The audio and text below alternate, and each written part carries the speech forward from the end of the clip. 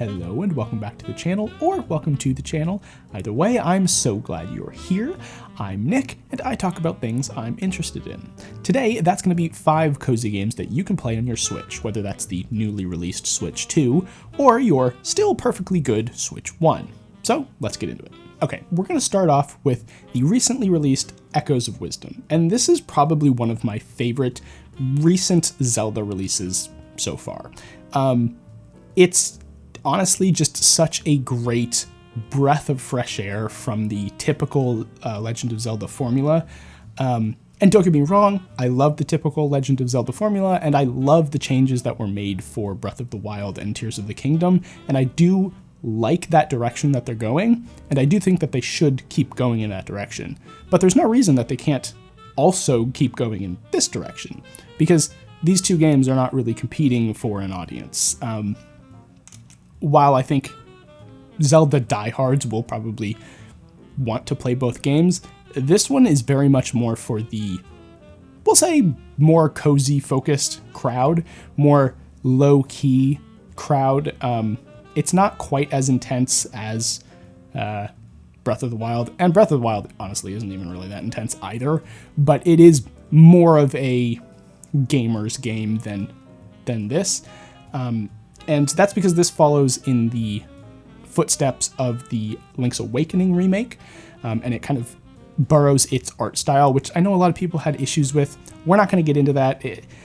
Personally, I don't see anything wrong with this art style. I think it's really adorable. I love that they've kind of made the change from the pixel art, but not taking it all the way to like a hyper-realistic style. It still has that kind of pixel art personality and vibrance and kind of life to it without really going too hard into the hyper-realistic side of things. It feels more like you're kind of playing with like little vinyl figurines more than rugged action figures.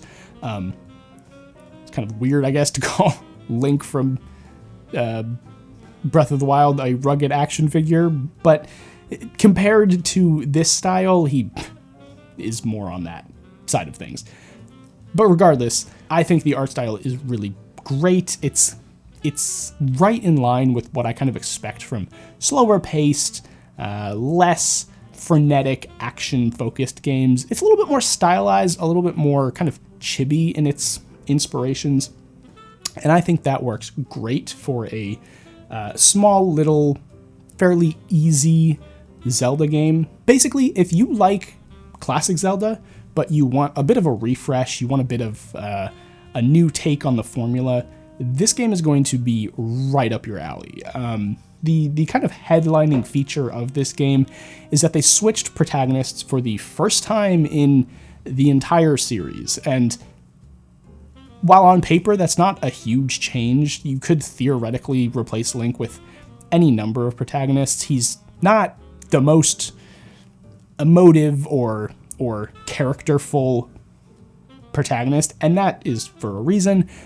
But they decided to switch him up only with this game. This is the only game where you play as somebody who's not Link. And I think this is an incredible direction to go with this kind of side series that they have going on with the more chibi style Zelda games, because it allows them to like really explore and really play with the formula more than they could with their more mainline Zelda games. I don't want to spoil all of the intricacies of kind of what makes this game special, but playing as Zelda is entirely different from playing as Link. They really take advantage of the fact that she's a priestess. She's not a warrior, fighter, adventurer character. She's a priestess, so her area of expertise is really magic. It's kind of thinking and being smart, and while these can kind of fall into the gender essentialist trap of saying girls think good, boys punch good, and I do have a bit of a criticism of it in that regard.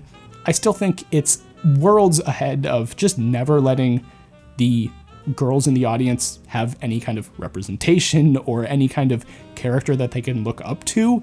My point is, this is a really great cozy game to just sit on the couch, get a warm cup of coffee, play some puzzle solving, a little bit of light combat, not too much difficulty. It's a really great game to just sit on the couch and chill. If you're looking for kind of a classic Zelda feel with cute chibi art style, not too difficult, mostly puzzle focused, this is probably going to be the best place for you to look for that experience. And if you're looking for higher performance, this will perform a lot better on the Switch 2. There are some unfortunate performance drops when you're loading larger sections of the map, or you're kind of moving throughout the map. The frame rate does drop. I personally don't really care all that much about performance issues on the Switch specifically. And this channel really isn't focused on like pixel peeping or dealing with all the intricacies of how well a game performs. I'm mostly focused on the vibes and the feeling of playing games here, and this game absolutely fits into my highly recommended games list. It's just classic Nintendo at their best. They did a great job making this game. It's such a fun time to play through, and I can't recommend it higher. So now I'll stop blabbering on about this game, and we'll move on to our next game. Please Touch the Artwork 2. Now, this is a game that, full disclosure, I got a key for, so I didn't actually have to pay for this game, but I don't cover games that I get keys for if I don't enjoy them, so this is definitely one that I did have a lot of fun with. Also, it's on like Steam and PC and other platforms. It's free. On Switch, it's I think about $5. It's not a huge investment, and it's a fun little game. But basically, this game can be boiled down to a kind of a Where's Waldo-esque hidden item, kind of like those books where you flip through the pages and you have to find a certain number of objects within like a whole scene. It's basically that as a video game. So it's kind of Where's Waldo, but a video game. Basically, you walk through these beautifully hand-painted paintings in the creator of this game's art style, which I really love. It's kind of a Van Goghian, impressionisty kind of a feeling to it.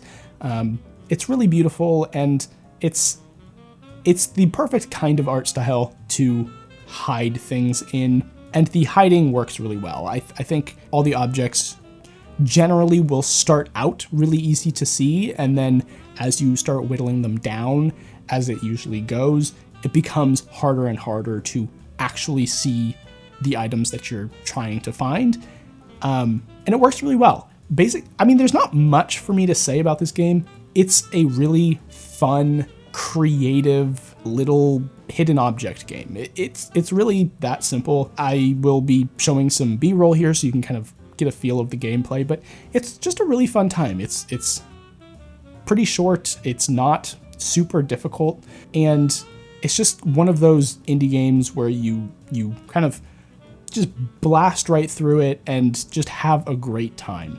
I should also mention the audio on this, the music and the sound effects are all really great. They lend a certain air of life to the game, which I think really helps it feel high quality and fun to play.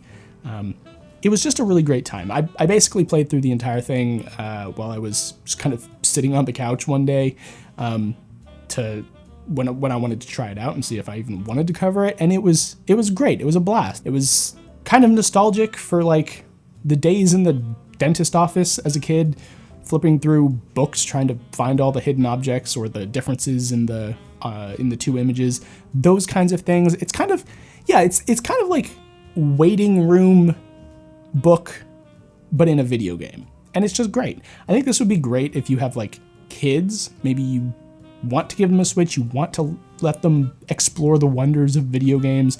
but you do want to rein them in a little bit. Something like this I think would be really great, because it's kind of just like having one of those little books, and you can flip through, see all the hidden objects, find all of them, and it's really engaging. And even for somebody of my age, it's pretty engaging. And I had a fun time going through, finding all the stuff. Like I said, it's not super long, but it's also very much replayable, just like those books are.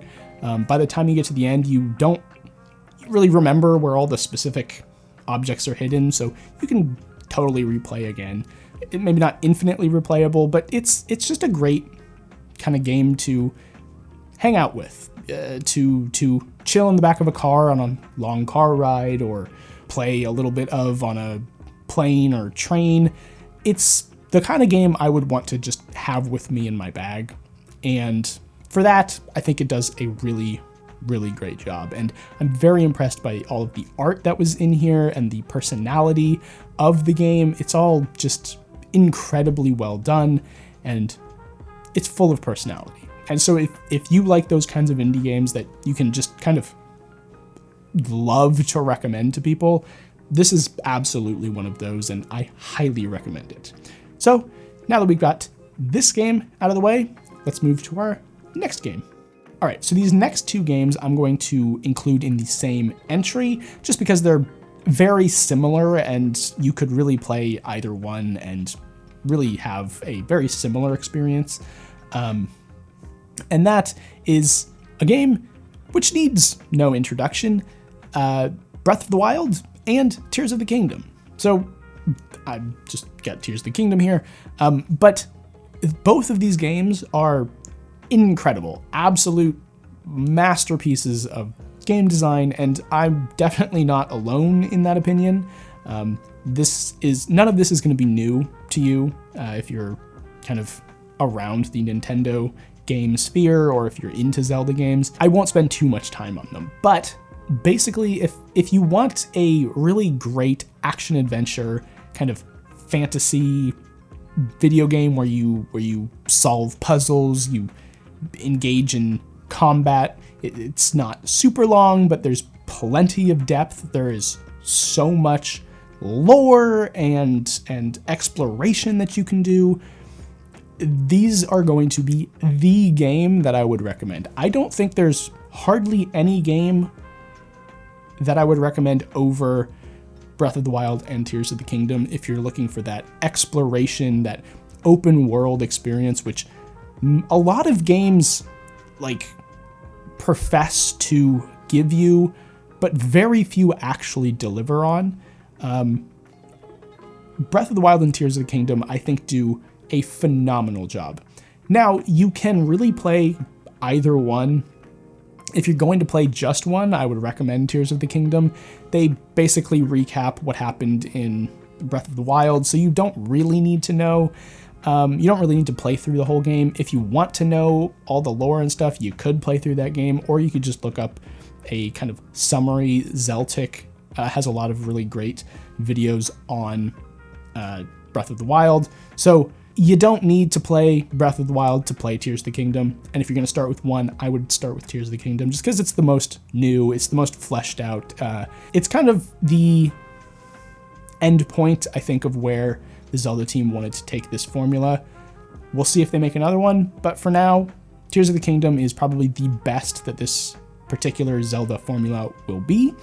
There's not much that I can say that other people haven't already said.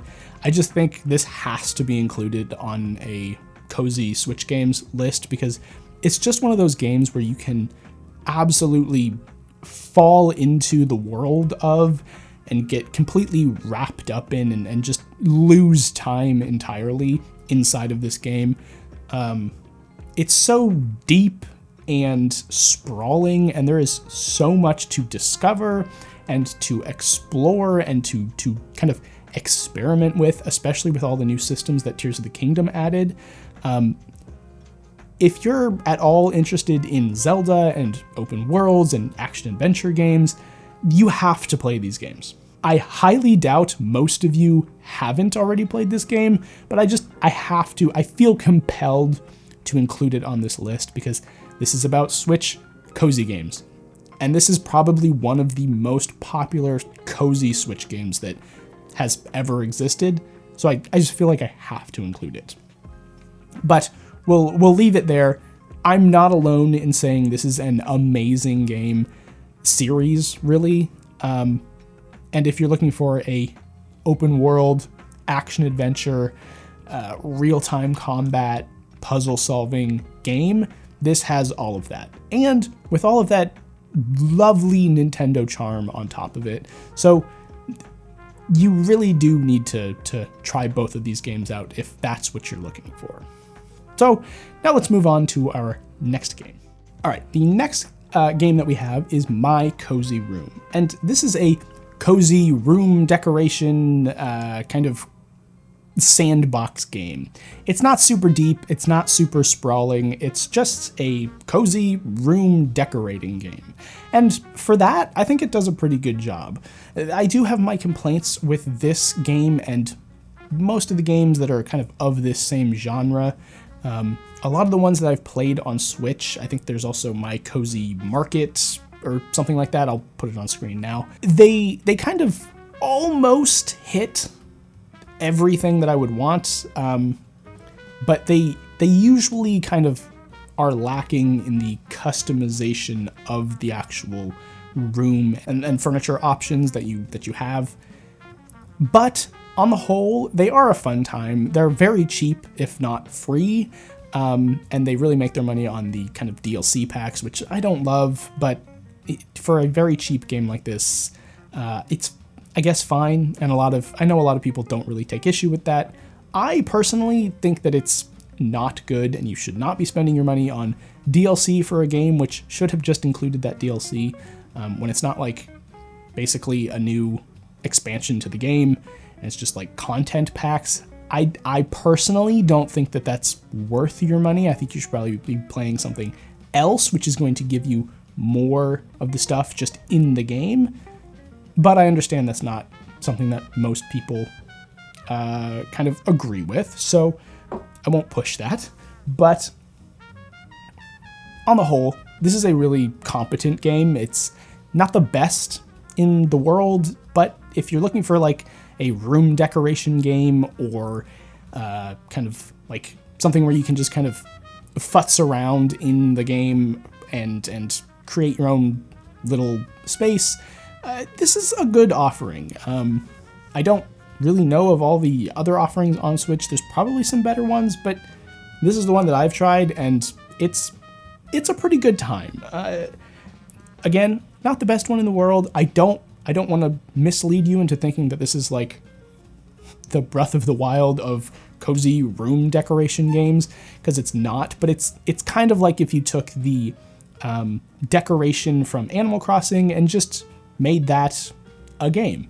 And for a lot of people, that's awesome. Not having to worry about the kind of more creative aspects of really designing and customizing furniture and all of the different elements of a room, and instead just picking from a catalog and placing them in the room. That's great. For a lot of people, that's awesome, and that's really all you want. And if that's you, this and its similar cousins on the eShop are actually going to be a pretty good option. They kind of corral you with the options that you have.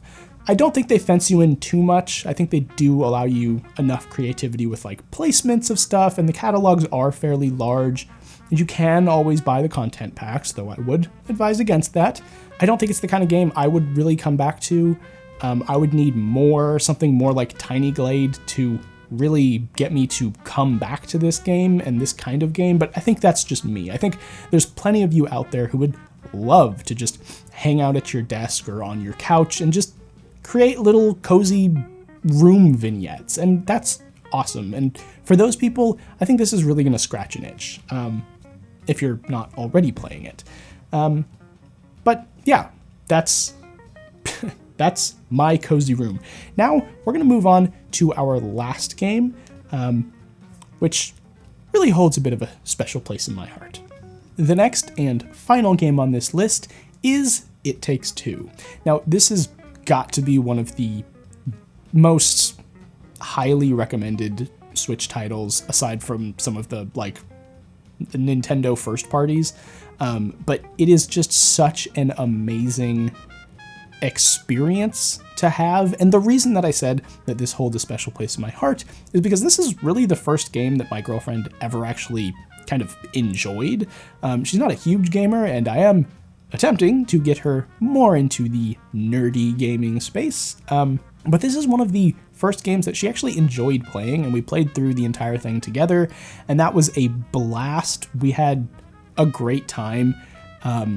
It's the kind of game you can really bond with someone over, because it's not super difficult, but it requires communication and coordination in a way that a lot of co-op games don't. And I think that really is Hazelight's specialty. And they've really shown that with their most recent game, Split Fiction, and we played through that one as well. And these are just some of the best co-op games. If you're looking for a cozy co-op game, I would actually recommend It Takes Two over Split Fiction. There are things I love about Split Fiction, and I think that's a huge jump from It Takes Two. But if you're looking for like a cozy time, the aesthetics and the world and the story in It Takes Two is far more cozy than anything in Split Fiction. Basically, you are two parents who are going through a divorce, and you get turned into two little magical dolls to work out your love life issues. And ignoring any of the nuance that comes there, I think the story is pretty compelling. The characters are, in my opinion, really likable, really personable, and really, if not realistic, at least believable. And they're people that you can kind of have compassion for, and I really appreciate that in this game. The gameplay itself is just really well thought out. It's really well made. It's very clear that the developers, Hazelight, of this game, they really know co-op, and I think they've kind of like just decided to own co-op games in general. And I think of anybody, of all the people that could do that, I think we're really lucky that Hazelight did it, because they just really know what they're doing, and they've really worked out and fine-tuned all of the aspects of co-op to really make it a rewarding experience. It always feels good when you complete something in their games with your partner or with a friend. And with all the frustration that co-op entails, it really bonds you together with the people that you play these games with, because it's just such a trial by fire, especially if you, like myself, kind of like play these games with people who are maybe not as into gaming as you are.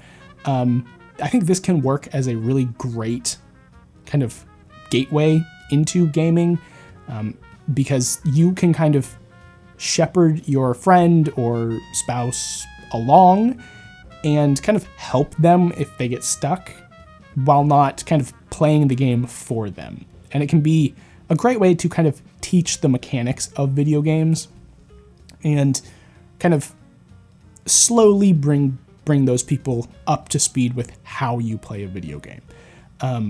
And when you play that way, when you play with somebody who's not super like adept at video games, I think that's when these are at their funnest, when they're the most entertaining, because then you get all the goofy shenanigans of people not knowing really what to do next, and one person bolting ahead and the other person lagging behind and getting stuck on some trivial jump. Those are the moments that really shine in this game. And those are the ones that you'll see all over the internet, people kind of building a community around. So if you just play this through with two people who are extremely good at gaming, yeah, it's not going to be a great time just because you're going to blast through it, no problem. But if you take the time to play it with somebody who's kind of more new to video games, maybe not really all that interested in video games in general, you're going to have a really fun time. And it's really designed around that experience. So in that way, I think it's probably one of the the best cozy games that's not so passive. It's a very active game, which really gets the players involved and wrapped up in the stories that are being told. Yeah, I just think it's a really great time, and if you're looking to play a game with somebody else, It Takes Two, you'd be hard pressed to find something better than It Takes Two. Now, from a technical standpoint, I do have my qualms with the Switch version of It Takes Two. It's not the most high fidelity. The graphics can be really weird at times, and while you're actually playing the game, it's not a problem. But the cutscenes can look a little bit muddy, a little bit janky. You might be better off playing this one on the PC if you're really into high fidelity graphics and stuff like that. But if you're just there for the fun, if you're just there to hang out with your friend or your partner, this is going to be a great experience. And it's really great for if you want to hang out with your spouse or your partner or your friend, but they're not really like into just watching you play a video game. This is really great for that, because then it gets you both involved, it gets you both communicating and engaging with each other, and it's just such a competently made game, and the world and the story are some of the most personal and heartfelt stories that I've experienced in games. It's maybe not the most deep thing in the world. It's fairly surface level when it's talking about like love and stuff, but you know, it tugs at your heartstrings a little bit. It does kind of get you, especially if you're playing with a partner. It can be good to play with your partner, to go through that experience with a partner. But I don't know. I don't want to talk too much about this one just because it's gotten so much press. Hazelight have gotten like very famous from this game. Everybody and their dog seemingly has talked about this game, so I don't want to focus on it too much. But yeah, if you're looking for a great co-op experience, you'd be hard pressed to do better than It Takes Two. But that's just about all we have time for today. I hope you found this video useful. I hope you found one or two games that you hadn't heard of before. Let me know down in the comments if you decide to check any of these out and what your thoughts are. You can join the channel if you like what I'm doing here and throw a little bit of money my way to help support the channel. I would be very grateful if you did. You absolutely don't have to. Just you being here and watching these videos and subscribing is more than I need. Yeah, we also have a channel Discord, so you can head over there if you want to talk to some cozy gamers. But other than that, I'll just say thank you so much for watching. Don't forget to like, subscribe, and ring the bell. And as always, happy gaming.